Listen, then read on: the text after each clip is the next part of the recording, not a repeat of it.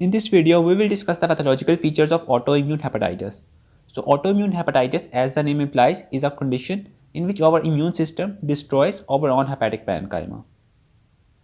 Now, the course of disease in autoimmune hepatitis is similar to other chronic hepatitis, but there is a difference that in autoimmune hepatitis, followed by early phase of parenchymal destruction or necrosis, there is rapid progression into stage of fibrotic development or stage of scarring.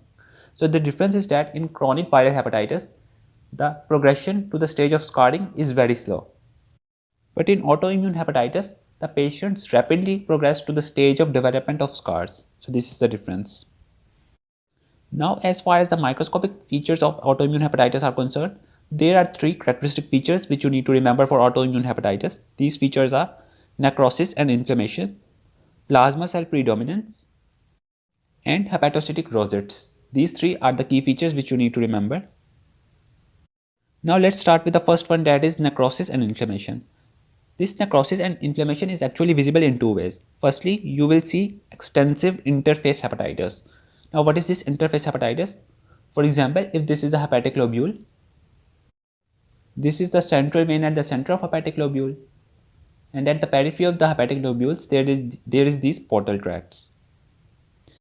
Now interface hepatitis means that the necrosis and inflammation will be seen at the interface between the parenchyma of hepatic lobule and the stroma of this portal tract. So this is known as interface hepatitis. You will see necrotic changes and you will see inflammatory cells here. This is known as extensive interface hepatitis. Secondly, you will see foci of confluent necrosis that are perivenular around the venules, or that may be in the form of bridging necrosis. Bridging necrosis means that the necrotic tissue is seen as a bridge between central vein and portal tracts or between the adjacent portal tracts. So by necrosis and inflammation, I mean extensive interface hepatitis or foci of confluent necrosis that are perivenular or maybe bridging. Now the second keyword is plasma cell predominance. So what does it mean? As you know that in chronic hepatitis, the inflammatory cells are lymphocytes, macrophages and plasma cells. But in autoimmune hepatitis, in all other chronic inflammatory cells, the most predominant are those that are plasma cells. So plasma cells are especially present predominantly in autoimmune hepatitis. This is known as plasma cell predominance. So in autoimmune hepatitis, you will see dominance or predominance of plasma cells. The third keyword is hepatocytic rosettes. And what does it mean? Hepatocytic rosettes means clusters of hepatocytes surrounded by inflammatory cells.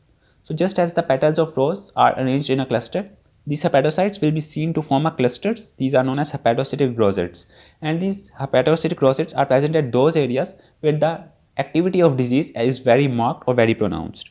So you will see hepatocytic rosettes at the points where the disease activity is very much. Now let me revise all the microscopic features of autoimmune hepatitis. In autoimmune hepatitis, you see necrosis and inflammation present as extensive interface hepatitis or as foci of confluent necrosis, that is perivenular or bridging. You see plasma cell predominance among all the inflammatory cells involved in autoimmune hepatitis. And thirdly, you see hepatocytic rosettes. So this concludes the microscopic features of autoimmune hepatitis.